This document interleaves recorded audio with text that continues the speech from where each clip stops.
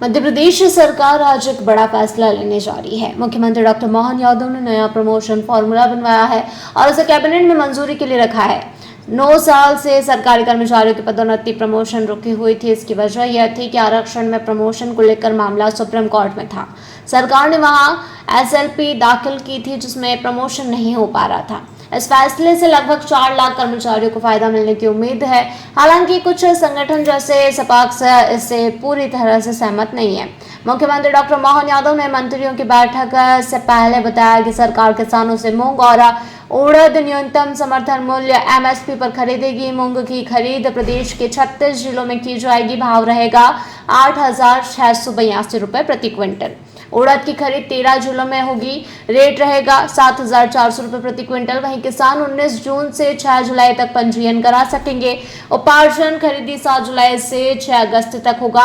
वहीं मुख्यमंत्री ने कहा कि उज्जैन में गंगा दशमी पर वेलनेस पर बड़ा कार्यक्रम हुआ। अब इसी कड़ी में 27 जून को रतलाम में उद्योग और रोजगार पर समिट होगा। 7 जुलाई को लुधियाना में एमएसएमई पर इंटरएक्टिव सेशन रखा गया है। वहीं मुख्यमंत्री द्वारा बताया गया है कि भोपाल मेट्रो में काम तेजी से चल रहा है। प्रधानमंत्री नरेंद्र मोदी अक्टूबर 2025 में भोपाल आ सकते हैं। उसी समय मेट्रो का लोकार्पण उद्घाटन किया जाएगा। इसके लिए सितंबर 2025 तक मेट्रो पूरी करने का लक्ष्य है। मुख्यमंत्री ने घोषणा की कि लाडली बहना योजना की महिलाओं को रक्षाबंधन पर 250 रुपए अतिरिक्त दिए जाएंगे। वहीं मुख्यमंत्री डॉक्टर मोहन यादव कर्मचारियों को पदोन्नति दिए जाने के पक्ष में है। इसी के कारण 3 महीने पहले उन्होंने सभी पक्षों की सहमति से पदोन्नति प्रक्रिया शुरू करने की बात कही थी। इसके बाद सामान्य प्रशासन विभाग ने प्रमोशन का फॉर्मूला तैयार करना शुरू किया और 2 से ज्यादा बार मुख्यमंत्री के सामने इसका प्रेजेंटेशन पेश किया। इस दौरान सपाक्स और अजाक्स के प्रतिनिधियों की उपस्थिति में मुख्य सचिव अनुराग जैन ने सरकार द्वारा तैयार फॉर्मूले का प्रेजेंटेशन दिया। पिछले हफ्ते 10 जून को हुई कैबिनेट बैठक में मंत्रियों के सामने भी इसका प्रेजेंटेशन पेश किया गया था।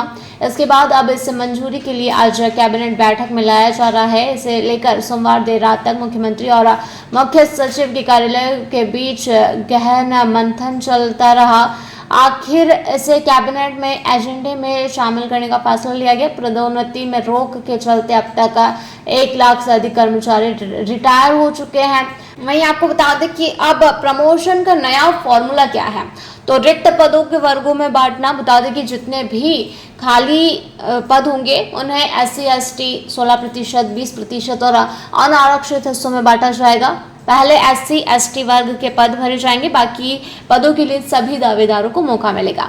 2 तरह से लिस्ट बनेगी। क्लास 1 अधिकारी जैसे डिप्टी कलेक्टर के लिए लिस्ट मेरिट और सीनियरिटी दोनों के आधार पर बनेगी। क्लास 2 और नीचे के पदों के लिए लिस्ट सीनियरिटी के आधार पर बनाई जाएगी।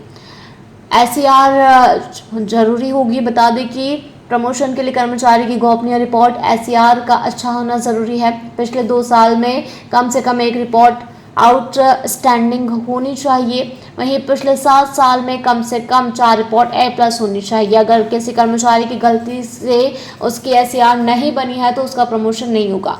दावा किया गया है कि इस फॉर्मूले से आरक्षित और अनारक्षित दोनों वर्गों को संतुष्टि मिलेगी। इससे करीब 4 लाख कर्मचारियों और अधिकारियों के लिए 9 साल बाद प्रमोशन का रास्ता खुलेगा। सामान्य प्रशासन विभाग के अपर मुख्य सचिव संजय दुबे ने पिछले मंगलवार को कैबिनेट बैठक के दौरान मुख्यमंत्री और मंत्रियों के समक्ष इसका प्रेजेंटेशन पेश किया था। कैबिनेट में जाने से पहले मुख्यमंत्री स्वयं 2 बार इस प्रस्ताव का बारीकी से अध्ययन कर चुके हैं।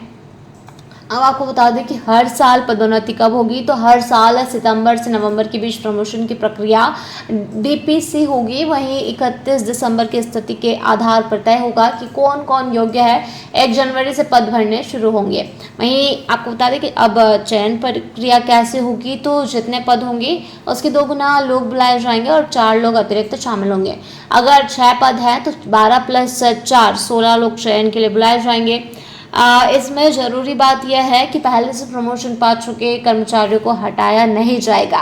रिटायर हो चुके कर्मचारियों को इस नियम का फायदा नहीं मिलेगा। नया नियम उस दिन से लागू होगा जिस दिन नया नोटिफिकेशन इसका जारी किया जाएगा।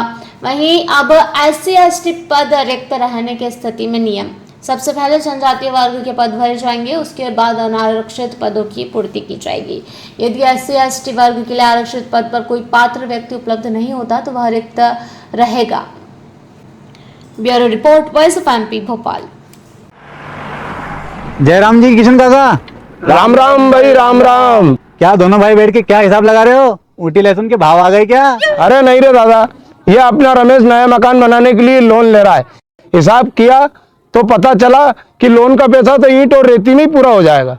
और अभी तो सीमेंट लानी है, सलिया लाना है, और तो ठेकेदार को भी पैसे देने हैं। मेरे तो कुछ समझ में ही नहीं आ रहा कि कैसे बनेगा मेरा नया मकान।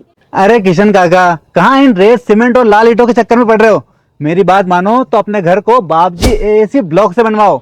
इसमें ना सीमेंट और रेत की जरूरत होती है, ना ही तराई करने की झंझट। और लाल ईंटों के मुकाबले आपका मकान काफी तेजी से बनकर तैयार हो जाएगा। इससे आपके पैसे तो बचेंगे ही, साथ ही मजबूती ऐसी कि सालों साल देखने की जरूरत नहीं। और इससे आप अपना मकान ही नहीं, कुएं और खेत की बाउंड्री वॉल भी बनवा सकते हो, जिससे रोजड़ों की समस्या भी खत्म हो जाएगी। वाह भाई, ये तो कमाल की चीज है। फिर तो मैं अपना घर बाबजी ब्लॉक से ही बनवाऊंगा। और मैं अपने खेत की बाउंड्री वाल। ज्यादा जानकारी के लिए स्क्रीन पर दिए गए नंबर पर अभी कॉल करें। बाबजी एएसी ब्लॉक्स, स्टील से मजबूती।